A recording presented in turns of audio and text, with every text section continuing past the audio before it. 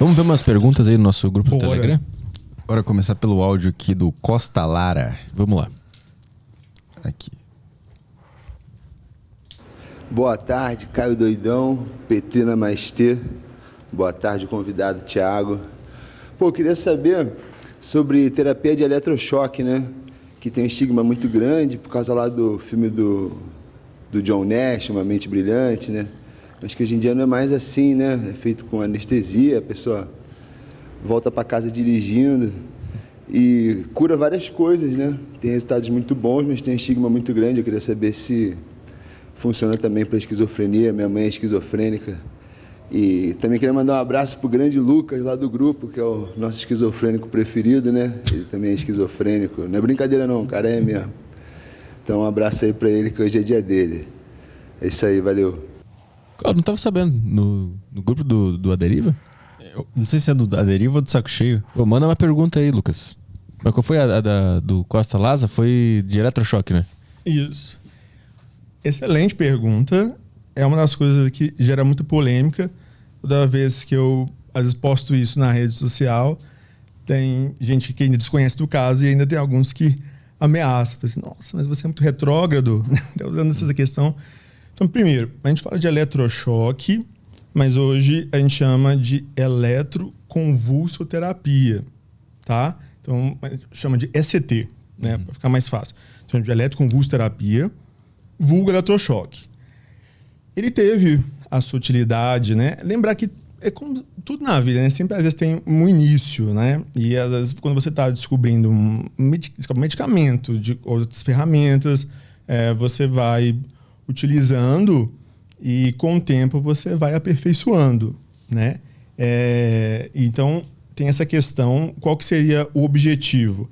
É como se eu tenho alguns modelos que tentam explicar a doença, né? Se eu falo região do cérebro, sei lá, córtex pré-frontal, a gente fala, né, região, né, do hipocampo e tal. Então eu tento como se fizesse um reset, como se fosse resetar aquela região que pode estar desorganizada e ajudar a pessoa, tá?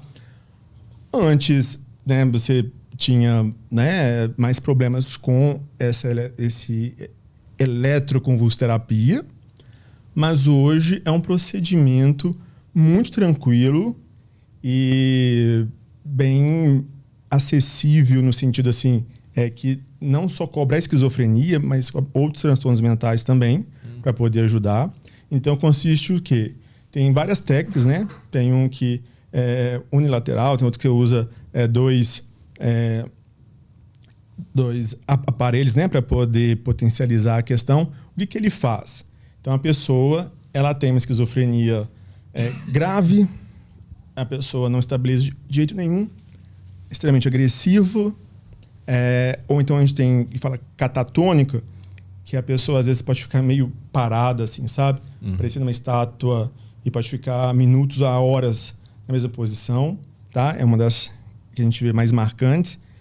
E a pessoa, ou uma ideação suicida e tentativas frequentes.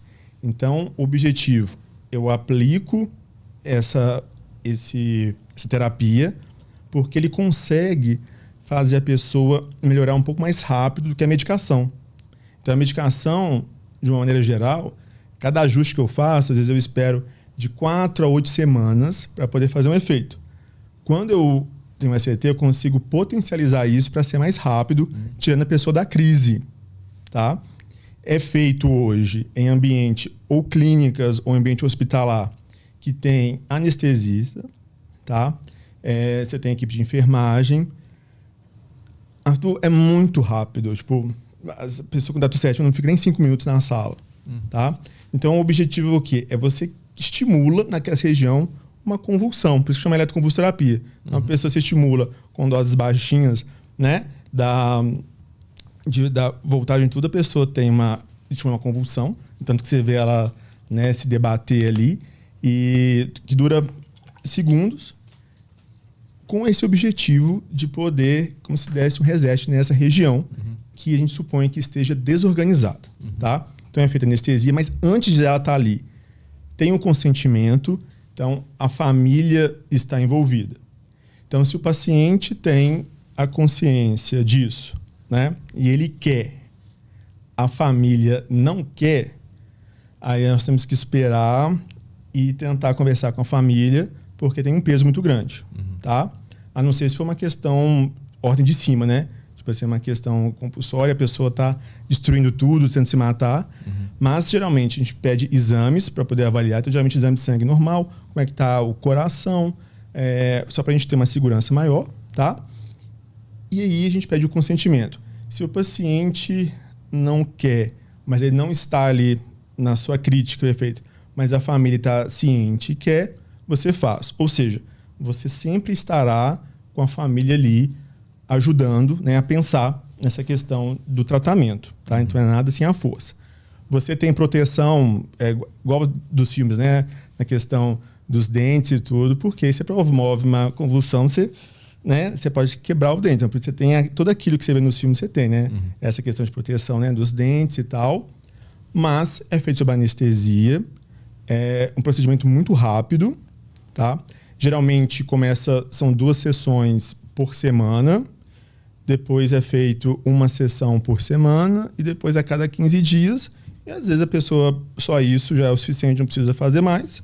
Dependendo da gravidade, você pode fazer uma manutenção mensal. Isso vai depender de cada caso, tá? Então, esse que seria a eletroconvulsoterapia. Então, é um procedimento seguro, tá? Só que é caro. Então, teoricamente, a elite tem acesso. Tem em alguns lugares, alguns centros, né? Então, onde tem escola médica, que tem residência em psiquiatria, tipo, em São Paulo, né? USP, Unifesp, tudo, eles vão ter, né? Então, a pessoa que precisa e pode ser encaminhado para lá e ver como é que funciona o processo, né? Para poder fazer. Então, você tem alguns centros que fazem isso gratuitamente, mas a maioria esmagadora ainda é a questão do particular.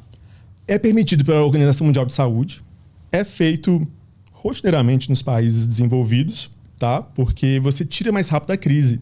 Então, imagina só, a gente desorganizado. Eu falei lá em casa, se eu surtar qualquer outra coisa, é eletroconvulsoterapia. Eu me tiro essa crise mais rápido possível, né? Porque quanto mais tempo em crise, você mais lesão no neurônio, tá? Então, é muito importante isso. E aí, você tem essa, né, melhora mais rápida, mas não fica sem o remédio. Ele é para ajudar a dar uma melhorada e aguentar a medicação fazer efeito. É um auxiliar, né? É um auxiliar, entendeu?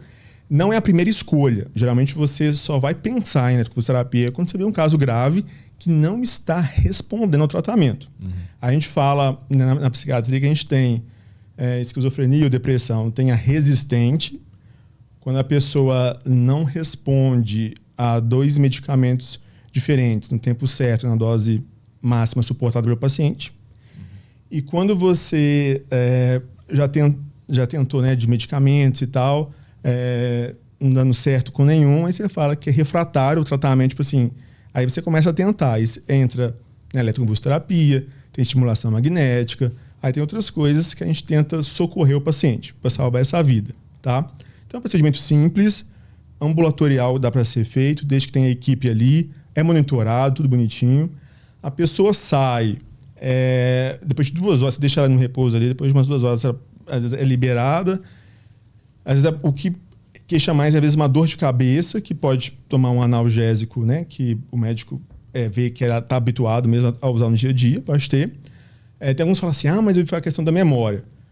A memória, ela fica meio suspensa transitoriamente naquele momento, porque qualquer coisa, às vezes quando você sai de uma anestesia, quando você mexe no cérebro, naquele momento você tem você não tem a memória recente que a gente fala ali preservada, então você tem essa flutuação, mas depois, com o tempo, vai voltando, então não é nada definitivo, tá? Então, o povo tem mania de falar assim, que perde a memória, não. Você tem algo transitório, mas depois que a dor de cabeça passa os dias, vai voltando. É apenas do momento da medicação ali e da ferramenta ali que a gente usa para o eletrochoque. O problema está sendo que muitos, ainda essa ditante manicomial e tudo, acham que isso ainda é um método de tortura. E aí eu falo, por que o povo então queixa quando a pessoa está infartando de um desfibrilador, né? Você põe ali, pá, você tenta salvar ali a vida da pessoa, isso ninguém reclama. Mas tudo, imagina, tudo que envolve cérebro, tem gente que se intromete e acaba o quê? Atrasando a melhora do paciente. Porque você entra no embate, você não consegue colocar isso em escala maior, porque sempre tem pessoas ali que estão contra esse método, que auxilia muito. É tão seguro que pode ser usado até para grávida, dependendo da doença. Por quê? Porque não afeta tanto a musculatura ali na gestação, no músculo liso da gestação. Ou seja, ele é seguro. O medicamento pode ser pior do que o ECT. Então, hoje ele é usado para caso de esquizofrenia, para depressão grave, pode ser usado, uma ideação suicida recorrente, transtorno bipolar também. E tem alguns estudos hoje tentando ajudar pessoas com anorexia. Aquela pessoa que não quer comer e começa a ter prejuízos porque está emagrecendo, está morrendo, mas a mente dela distorce, né? Para que ela está gorda e tal, e acaba a pessoa podendo morrer de inanição. Então aí tem alguns estudos ajudando o ECT, podendo dar um reset mesmo nessa região, e a pessoa despertar para isso, né? Para tirar esses pensamentos ruins. Então o ECT é excelente, é uma comprovação científica máxima que a gente tem, e você tem esse embate. Quando a pessoa quer fazer, e é um particular, costuma ser caro e por ter várias sessões, né? Então não é apenas um só. Você tem, no mínimo, um pacote que você faz às vezes 10, 15 sessões. Mas é excelente, ajuda muito quando é bem indicado, e lembrar de que tem todo esse protocolo e que a família está sempre ciente, informada, que não é uma coisa que a gente faz porque quer. Entendeu? A gente apresenta o que foi feito e que a pessoa não está respondendo. Sim. Que aí que seria a questão mais grave. Mas a Organização Mundial de Saúde autoriza, nos países desenvolvidos autoriza, a gente vê milagres assim acontecendo em muitos lugares que precisa, mas ainda precisa no nosso país liberar mais a questão para o SUS, tá? Outras pessoas precisam ter acesso, porque é muita gente sofrendo. Vê mais uma aí.